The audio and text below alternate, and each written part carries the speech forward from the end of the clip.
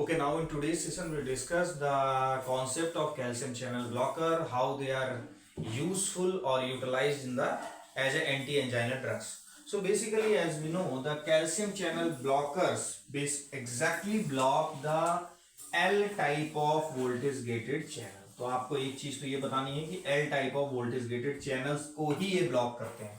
Normally देखिए, calcium is responsible for the contraction of smooth muscle and calcium is also responsible for the conduction inside in the heart, human heart. So this is the once the calcium get inside, this is L type of voltage gated calcium channel. Calcium अंदर आया, this calcium will binds to the colmogylin protein. Now this calcium colmogylin complex activate the myosin, और activation of myosin का मतलब myosin become phosphorylated. Now just repeat करते हैं. Calcium once come inside, calcium binds with the colmogylin. The calcium colmogylin complex activate the myosin, means myosin become phosphorylated, and phosphorylated myosin combine with actin and there will be contraction process. Normally जब आप calcium channel blocker लेंगे, then calcium channel blocker क्या नहीं होने देगा?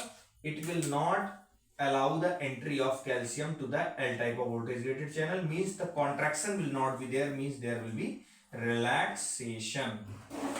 And as we know, the calcium is also responsible for, calcium heart में किसके लिए responsible है? Contraction के लिए, conduction के लिए. तो इसीलिए हम बोलते हैं बेसिकली कैल्शियम दो जगह एक्ट कर रहा है. In the smooth muscle relaxation कर रहा है calcium channel blockers basically, and negative chronotropic effect, decrease in heart rate, negative dromotropic effect, decrease in conduction, negative inotropic effect, decrease in heart rate. So this is the decrease in the contraction. Inotropic means decrease in the contraction. This is the effect on the heart and this is the effect on the smooth muscle. तो basically अब जब smooth muscle में basically act कर रहा है, जैसे कि हमने नाइट्रेट्स में पढ़ा था, वो भी हमारे स्मूथ मसल को रिलैक्स करते थे. तो दोनों में डिफरेंस ये है कि they are more specific towards the veins, while the calcium channel blocker are more specifically they markedly act. वो ज्यादा कहाँ एक्ट करते हैं? In the arterioles. और बच्चों आपको पता है कि आर्टेरियोल में अगर कोई ड्रग एक्ट करेगी, इट मीन्स वो क्या कम करेगी? After load. डायलेट करके आफ्टर लोड को क्या करेगी? कम करेगी. आफ्टर लोड का कॉन्सेप्ट हमने पहले ही क्लियर करके रखा है. तो एंजाइना की अगर हम बात करें तो उसमें हम वेरापामिल भी यूज कर रहे हैं, डिल्टियाजिन भी यूज कर रहे हैं, बट डाइहाइड्रोपायरिडिन में हम कौन सी नेफेडेपिन अगर यूज करेंगे तो ये कंडीशन है कि क्या होना चाहिए? Long acting, because short acting nifedipine produce the reflex tachycardia and the reflex increase in heart rate does not favorable condition for the angina.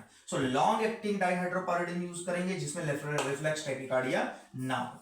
आपको पता होना चाहिए कि डाइहाइड्रोपायरिडिन जो होती है वो इनहिबिट करती है इंसुलिन का रिलीज, और जब कभी इंसुलिन का रिलीज इनहिबिट होगा मींस ग्लूकोज नहीं कन्वर्ट होगा ग्लाइकोजन में, तो ग्लूकोज का लेवल ब्लड प्लाज्मा में बढ़ेगा. तो ये हम बोलते हैं कि क्या काज करता है नेफेडेपिन? Hyper glycaemia. तो ये इसका एक एडिशनल इफेक्ट है जो आपके कॉम्पिटिटिव एग्जाम में पूछा जा सकता है. कैल्शियम चैनल ब्लॉकर में हम क्या ऑलरेडी पढ़ चुके हैं कैल्शियम चैनल ब्लॉकर को एंटी हाइपरटेंसिव में, जहां हमने देखा था कि बेसिकली वो फेनाइल अल्कालामिन, वेरापामिन, बेंजोथाइजिपिन में आपका डिल्टियाजिन, और डाइहाइड्रोपायरिडिन में बेसिकली हम नेफेडेपिन की बात करते हैं. और डाइहाइड्रोपायरिडिन है, they are comparatively in between three, in among three, ये तीन में सबसे ज्यादा most marked smooth muscle relaxant है. मींस सबसे ज्यादा आर्टेरियोल्स को जो बेसिकली डायलेट करेंगे वो आपके कौन से करेंगे? Nifedipine. That's why they are also called as the peripherally acting arteriodilators. तो this was all about the concept of calcium channel blocker. तो कैल्शियम चैनल ब्लॉकर बच्चों हम यूज कर रहे हैं ऑल टाइप ऑफ एंजाइना में. हम इनको बेसिकली वेरिएंट और प्रिंज मेटल में भी यूज करते हैं. देखिए, बीटा ब्लॉकर के लिए आपको एक स्पेसिफिक पॉइंट याद रखना पड़ेगा कि बीटा ब्लॉकर्स को हम कभी भी नहीं यूज करेंगे किसमें? प्रिंज मेटल या वेरिएंट में, क्योंकि बीटा 2 अगर ब्लॉकर है, सपोज करिए उसका एक्शन बीटा 2 स्पेसिफिक है, चूंकि बीटा 2 वैसोडायलेटेशन करता है, अगर आप बीटा 2 ब्लॉकर को प्रिंज मेटल या वेरिएंट यूज करेंगे तो वो आपका और कॉन्ट्रैक्शन के लिए रिस्पॉन्सिबल है. तो आप कभी भी बीटा 2 ब्लॉकर को या बीटा ब्लॉकर्स को आप बेसिकली प्रिंज मेटल या एंजाइना में यूज नहीं करेंगे. ये पॉइंट उस बीटा ब्लॉकर में रह गया था, इसलिए मैंने आज यहाँ पे बताया.